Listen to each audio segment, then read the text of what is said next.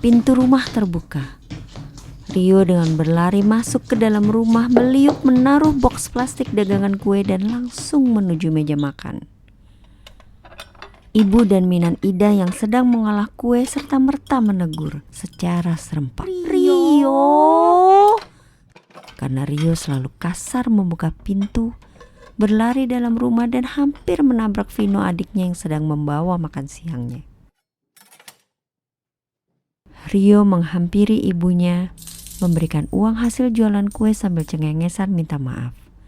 Itu pun sambil bercanda dengan Vino si raja bolos yang terlihat tidak sehat, namun tetap ceria bercanda dengan kakaknya. Sambil ganti baju, Rio makan beberapa sendok dari piring adiknya. "Bu, kakak nih!" Vino protes karena Rio memotong bagian yang besar dari lauknya. Rio kembali berlari mencium ibu dan tangan Minannya berpamitan ke pelabuhan. "Muah! Muah! Muah!" Nubi Murni dan Bedu anak Minan Ida terlihat sedang asik makan. Aku sebenarnya gak setuju Rio kerja di pelabuhan. Risikonya terlalu tinggi untuk anak seumuran dia. Jangan sampai Rio tertangkap seperti Bagas waktu itu. Belum lagi kalau berurusan dengan anak-anak pelabuhan yang keras. Ungkap Sri si ibu Rio pada Minan Ida adiknya sambil memandang anaknya keluar. Sri kemudian melihat foto-foto almarhum suaminya Mas Jati Raharjo, seorang guide asal Yogyakarta yang meninggal 5 tahun lalu karena kecelakaan. Laki-laki tegap yang selalu mengajaknya ke tempat-tempat terindah kala ada waktu senggang. Namun kebiasaan itu terhenti saat Vino lahir dalam kondisi lemah dan sakit-sakitan.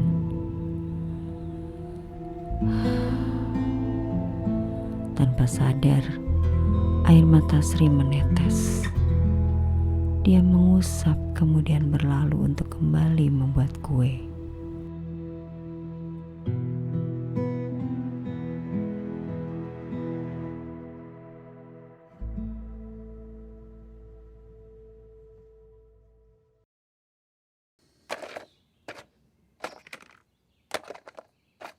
Sore ini ibu baru mengolah kue lagi setelah seharian disibukkan mengurus sakitnya Vino. Namun ibu bingung karena harus membawa Vino ke rumah sakit di Jakarta untuk pemeriksaan lebih lanjut sesuai arahan RSUD. Gimana ya? Vino harus dirawat di Jakarta. Memang sih, sampai dengan saat ini biaya pemeriksaan Vino ditanggung BPJS. Tapi kan setiap kali ada rangkaian pemeriksaan Vino, aku harus mengeluarkan biaya perjalanan ke kota dan keperluan-keperluan lain yang tidak di-cover BPJS. Lah ini harus ke Jakarta. Sebentar Din, aku tanya mengianku dulu ya. Minan Ida pun mengelap tangannya dan pergi berlalu.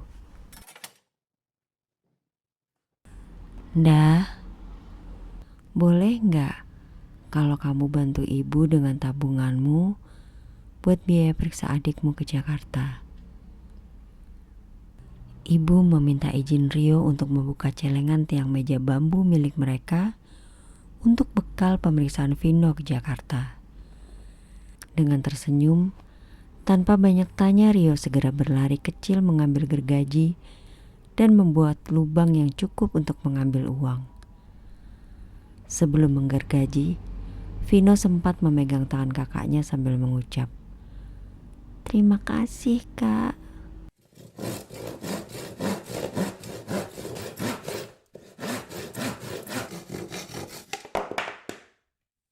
Ibu, Rio dan Vino menghitung isi tabungan. 432.000. Hasil tabungan terbilang jauh dari cukup. Mereka pun saling pandang. Dengan mata nanar ibu memandang Vino lebih lama dan meminta maaf belum bisa segera membawa Vino ke Jakarta untuk berobat lebih lanjut.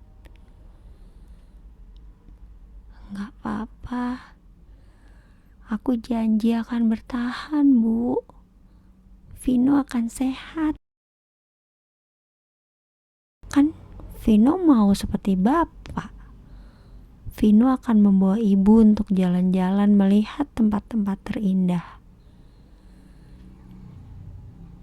Kata Vino untuk menghibur sambil memeluk ibundanya yang terlihat menahan air matanya jatuh. Ibu menghapus air matanya dan mencoba tersenyum. Sambil ikut memandang deretan foto-foto mereka saat traveling dengan almarhum bapak. Janji? Tanya ibu. Vino menjawab tangkas. Janji. Kakak diajak gak? Sambar Rio. Suasana kembali hangat. Rio dan Vino pun bercanda hingga ibu tertawa tergelak-gelak dihibur anak-anaknya. Minan Ida masuk pada saat sang kakak selesai menghitung tabungan dan berbincang dengan anak-anaknya. Minan berkata, Udoyadi masih bisa pinjam dari PT sekitar 1 jutaan, Din. Lebih dari itu, Ida takut tak mampu bayar cicilannya. Gimana, Din? Jadi ke Jakarta?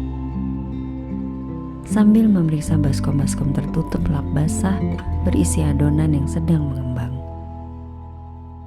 Sri pun menggeleng pelan sambil berkata, sepertinya belum bisa dah. Aku gak tahu berapa lama pemeriksaan di Jakarta nanti. Kita juga gak punya saudara di Jakarta kan. Menginap di penginapan pasti akan sangat mahal biayanya.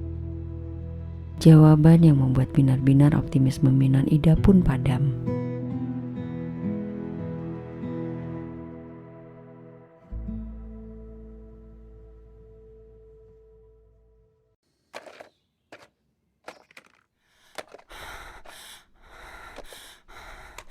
Minan Ida menegur Sri kakaknya yang akhir-akhir ini terlihat kurang sehat dan memintanya untuk beristirahat dulu. Dia yang akan menyelesaikan mengadon kuenya. Setelah membenahi beberapa hal serta menyiapkan makanan di meja makan, Sri pun pamit beristirahat karena dadanya terasa sesak dan matanya berkunang-kunang.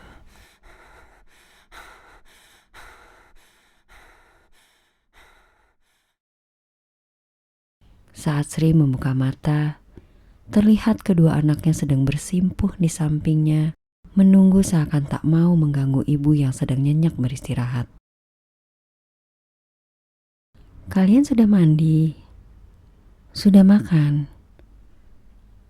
Sambil beranjak dari tempat tidur.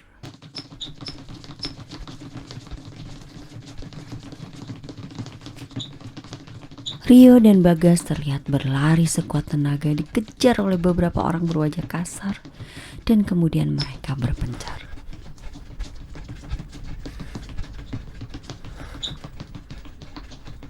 Rio berlari dan terus berlari, kemudian di bawah meja pasar yang dirasa aman, Rio bersembunyi. Dia mengatur nafas. Setelah tenang, dia mengeluarkan uang-uang dari balik kaosnya. Baru saja Rio mau melipat uangnya, tiba-tiba terdengar suara tangan menggebrak meja kayu tempatnya berlindung. Rio tersentak diam ketakutan, matanya pun terpejam karena mengira dia tertangkap. Matanya pelan terbuka saat terdengar suara orang ketakutan minta maaf dan mohon ampunan. Dia melihat dari sebuah celah seorang laki-laki gempal bertato tengah mengancam Udo Cemat, seorang pembuat onar dari kampung sebelah. Pada gebrakan kedua, tanpa pikir panjang, Rio berlari secepat kilat, ketakutan meninggalkan uang-uangnya.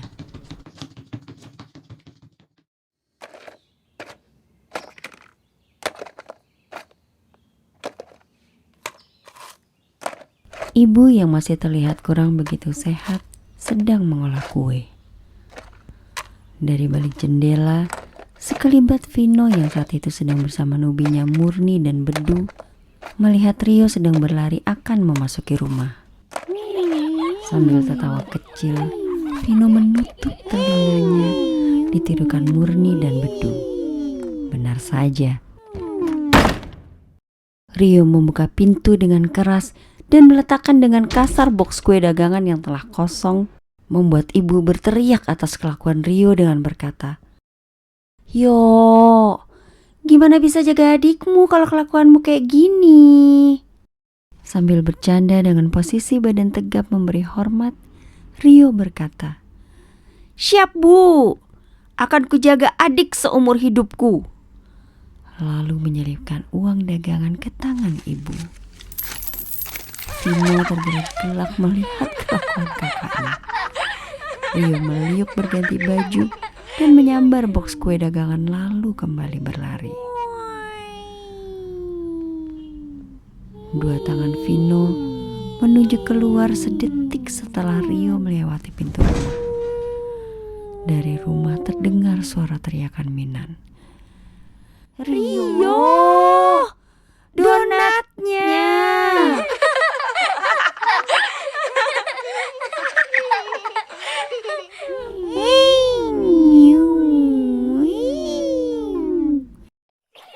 Yang ditirukan secara persis oleh Vino dan suara Rio.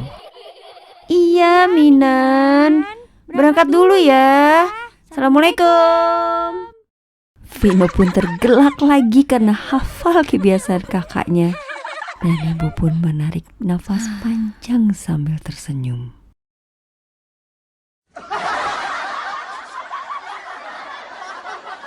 Di sekolah, Bagas, teman sebangku Rio, menjadi bahan tertawaan teman-teman sekelas karena jawabannya yang ngawur saat ditanya Bu Rokhaya setelah bangun tergagap gara-gara ketiduran. Saat lonceng berdentang tanda sekolah usai, Bu Rokhaya memanggil Bagas dan Rio. Bu Rokhaya menegur Bagas karena berkali-kali ketiduran di kelas. Bu Rokhaya memaklumi kondisi Bagas. Beliau tahu profesi Bagas dan Rio karena tetangga satu RT dengan Bagas dan masih satu kampung dengan Rio. Bu Rokhaya menanyakan Rio tentang kesehatan Vino dan apakah Vino hari ini masuk sekolah. Tak lupa beliau minta maaf karena sore nanti tidak bisa memberi pelajaran tambahan buat Vino karena harus menghadiri rapat di kota. Seperti biasanya, Rio dan Bagas mendayung sampan cepat-cepat sambil dihibur oleh ocehan Vino yang menceritakan dongeng superhero yang kadang gerakannya ditiru oleh mereka bertiga. Tanpa dikomando, mereka berhenti dahulu di kampung tetangga. Rio berlari ke warung Bijenap dan Pak Rohim untuk mengambil box kue yang telah kosong, lalu balik ke sampan. Di tengah perjalanan, sempat terlihat dari kejauhan Udo Cemat, sang preman kampung itu, sedang memalak ijal anak lugu tetangga Bagas. Melihat itu, Rio memutuskan untuk melipir menjauh, kemudian berlari sekencang-kencangnya. Sempat terdengar Udo Cemat teriak, "Hei!" membuat Rio berlari lebih kencang. Sesampainya di sampan, Rio mengajak Bagas mendayung sekuat tenaga tanpa menjelaskan apapun yang baru saja terjadi pada dirinya.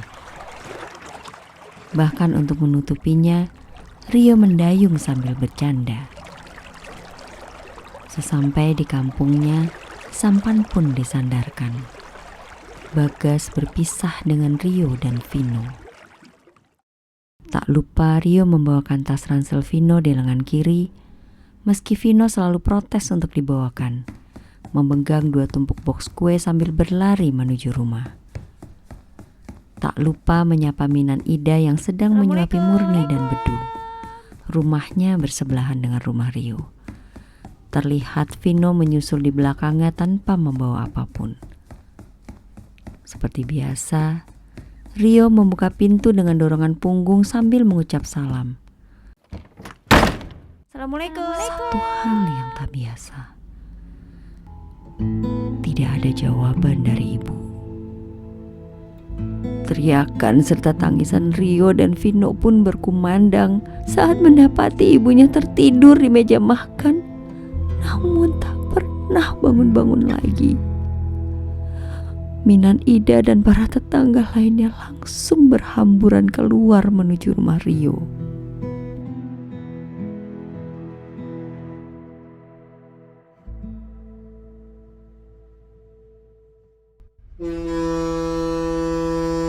Di balik dinding, Rio dan Bagas mengendap-endap. Terlihat dari kejauhan, 2 orang teman mereka sedang diomeli Kang Diman dan Mas Slamet, petugas keamanan pelabuhan. Saat melihat ada kesempatan, Rio dan Bagas bergegas berlari masuk ke areal pelabuhan.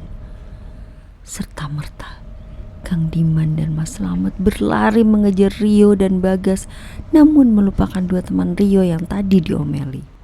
Semua lolos dari pengejaran Kang Diman dan Mas Slamet. 3 orang anak koin meloncat dari ketinggian atas kapal feri.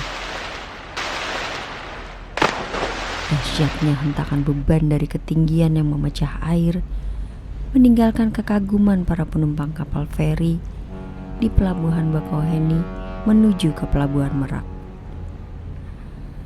Banyak penumpang mengabadikan aktivitas anak-anak koin yang begitu berani dengan melempari koin-koin sambil salah satu tangannya tidak lepas dari kamera, HP, atau handycam.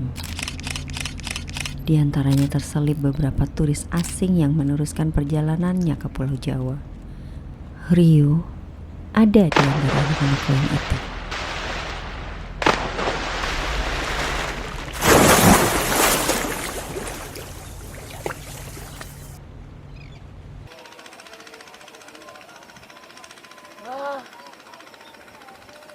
Murni dan Bedu, bahkan Minan Ida pun tertawa terbahak-bahak mendengarkan cerita Vino.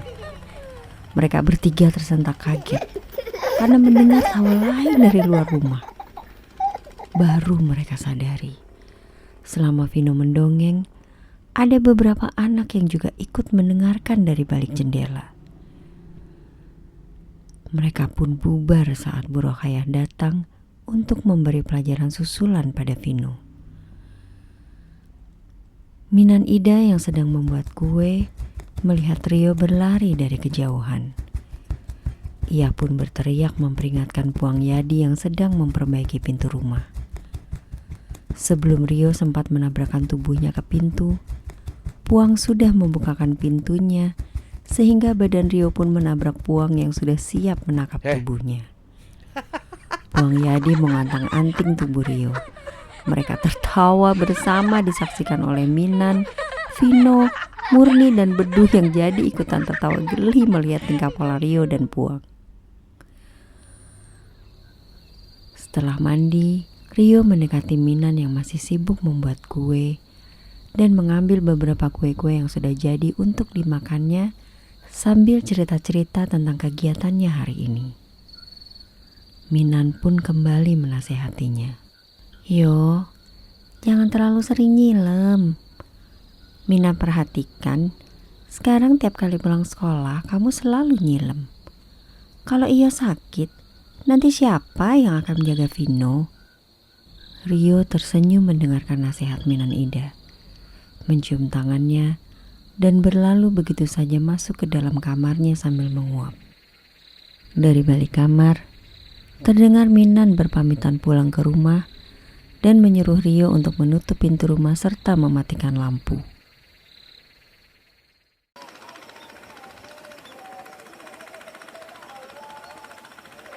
Kala sedang di rumah, Ibu-ibu di kampung tak jarang menitipkan anak-anak mereka pada Vino agar mereka bisa bekerja atau memasak dan merapikan rumah.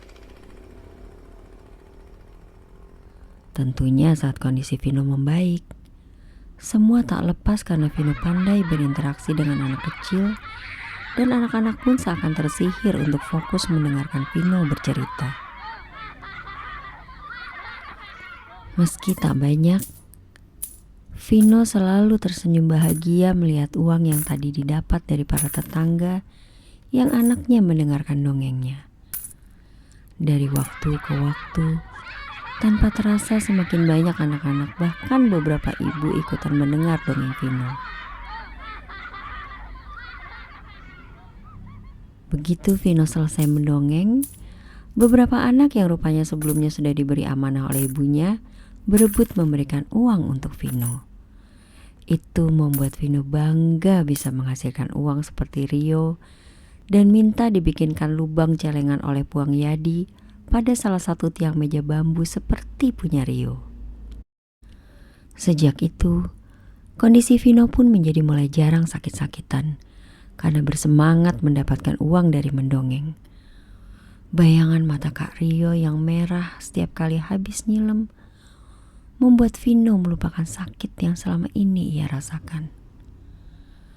Vino ingin sekali cepat-cepat membelikan kacamata renang untuk kakak yang sangat ia sayangi. Ia ingin membalas kebaikan Rio yang selalu menjaganya tanpa lelah meskipun sering mengesalkan dan selalu sibuk di luar sana. Kala dalam kesendirian, di ruang tengah sering Vino memandangi satu demi satu deretan foto di dinding tentang perjalanan-perjalanan yang pernah dilakukan bapak, ibu dan Rio saat bapak masih hidup. Selalu ada rasa iri dalam dadanya, ingin mengunjungi tempat-tempat indah itu seperti mereka.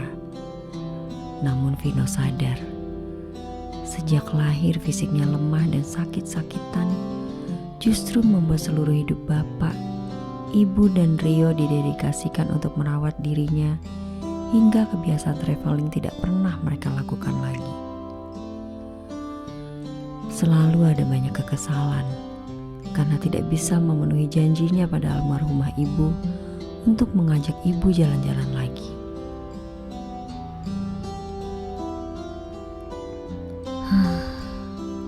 Besar keinginan Vino menyisipkan foto-foto dirinya di tempat-tempat indah di antara deretan foto-foto itu. Perjalanan terjauh yang pernah Vino alami ya ke RSUD di kota.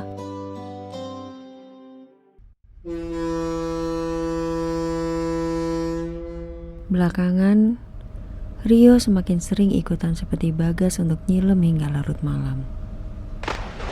Karena sering kesorean atau kemalaman Rio pulang, akhirnya Puang Yadi atau Minan Ida kadang ditemani Vino yang mengambil box kue dari warung-warung di pelabuhan. Di sekolah, sekarang Bagas dan Rio yang jadi bahan tertawaan karena sebangku sama-sama tukang tidur di kelas. Tanpa sadar, seringkali mereka jatuh dari bangkunya masing-masing setelah kepala mereka saling beradu karena ketiduran.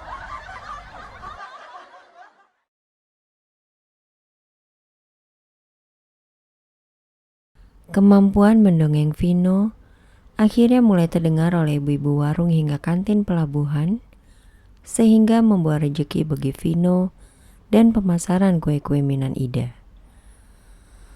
Setiap kali Vino ikut Minan atau Rio, Vino pun diminta menyempatkan diri untuk mendongeng menghibur anak-anak mereka. Tidak setiap hari Vino bisa datang ke pelabuhan. Justru karena itu, membuat kedatangan Vino selalu ditunggu dengan antusias oleh anak-anak di sana untuk segera mendengarkan cerita-cerita menarik dari Vino. Bahkan ada beberapa penumpang, sopir dan pembeli yang memperhatikan, kemudian memotret atau merekam Vino yang sedang mendongeng. Tak jarang Vino pun diajak ngobrol oleh mereka usai mendongeng dan mereka pun menyelipkan uang buat Vino. Aktivitas Vino tak lepas dari pengamatan Udo Jemat dan rekan-rekannya. Setiap kali Vino mendapat lembaran-lembaran uang yang nilainya 5 ribuan ke atas, selalu dirampas geng Udo Jemat setiap lepas dari pengamatan Minan Ida. Dengan tubuh gemetar ketakutan tanpa perlawanan, Vino selalu memberikan uang itu. Sangat mengherankan memang, karena sepertinya Udo Jemat menghindari berurusan dengan Minan Ida secara langsung, sehingga uang Vino akan aman kalau selalu di dekat Minan Ida. Namun kadang Vino menyetorkan uang besar yang didapatnya. Setiap kali ada Udo Jemat yang menatap tajam yang mengintimidasi Vino dari kejauhan, seakan memberi kode untuk menyerahkannya di ujung dekat toilet.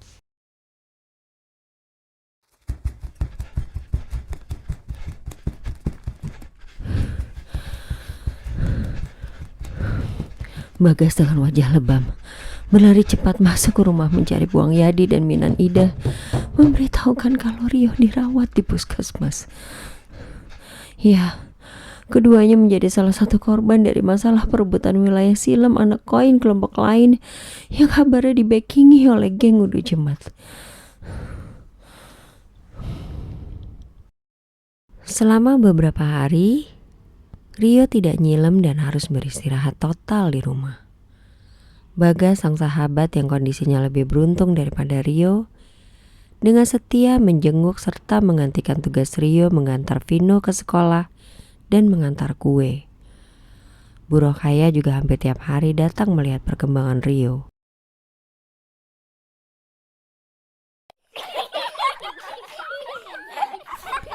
Di teras rumah, terlihat Vino sedang dikelilingi beberapa anak yang mendengarkan dongengnya. Bagas dan Rio yang kondisinya berangsur-angsur membaik pun juga ikut mendengarkan. Tak lama sebelum Vino menyelesaikan dongengnya, Bu Rokhaya datang. Untuk beberapa saat, Bu Rokhaya bahkan ikut mendengarkan dongeng Vino. Beliau menerima salam dari anak-anak sambil memberikan plastik makanan pada Bagas dan Rio, lalu masuk ke rumah. Pada saat itu, Bagas bercerita bahwa sudah lebih dari seminggu dia juga tidak nyilem. Bagas hanya bisa mencari segala berita perkembangan di pelabuhan dari teman-teman lainnya. Bu Rokhaya memberikan beberapa nasihat sebelum memulai pelajaran tambahan buat Rio, Bagas, dan Vino.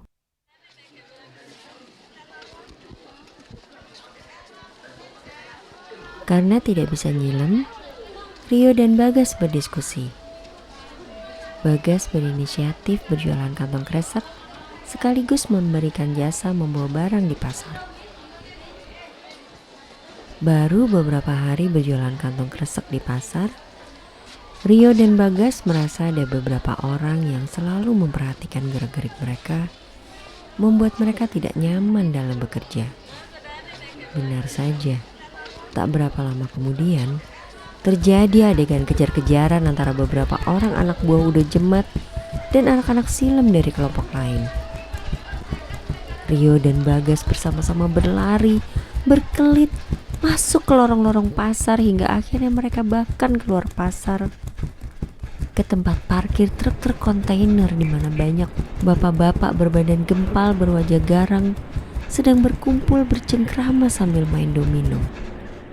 Namun anehnya, beberapa orang anak buah Udo Jemat yang mengejar berhenti. Menjadi gugup, saling pandang, membungkuk memberi hormat, dan secepat kilat berlari membubarkan diri diikuti anak-anak silam musuhnya yang hampir menghajar Bagas. Rio memejamkan mata, sementara Bagas menghibah minta ampun untuk tidak dipukuli. Bahkan Bagas berjanji tidak akan nyilam di pelabuhan lagi. Cara Bagas minta ampun membuat bapak-bapak yang berada di situ malah tergelak. Salah satu dari mereka membentak Bagas agar diam. Dia lalu mendekati dan mengamati lebam-lebam serta luka bekas pukul pada Rio dan Bagas. Lalu bertanya, kenapa bisa seperti itu? Kemudian bertanya, kenapa mereka sampai dikejar-kejar anak buah si Jemat di mana tempat tinggal, dan siapa orang tua mereka. Bagas pun menyebutkan siapa orang tuanya dan orang tua Rio. Bapak itu kemudian terlihat menelpon seseorang. Selepas menelpon, kemudian mengajak Bagas dan Rio serta 2 rekan lain untuk mengikutinya. Kemudian menyuruh seorang rekannya mengambil ikan di pasar sebelah. Rio, Bagas dan bapak-bapak gempal tiba di samping sebuah truk kontainer dan bapak penelpon berteriak memanggil nama. "Bos! Bos!" Membaca seorang dari dalam truk yang juga harus menjawab dengan berteriak karena gemuruh suara truk yang tengah diperbaikinya. Kemudian dia mematikan mesin lalu turun dari truk. Betapa kagetnya Rio melihat tangan bertato sang bos. Rio memejamkan matanya karena tidak berani melihat sang bos. Masih terbayang dengan jelas di ingatannya ketika dulu ia melihat seorang bertato yang mengancam Udo Jemat dengan gebrakan tangannya yang dahsyat.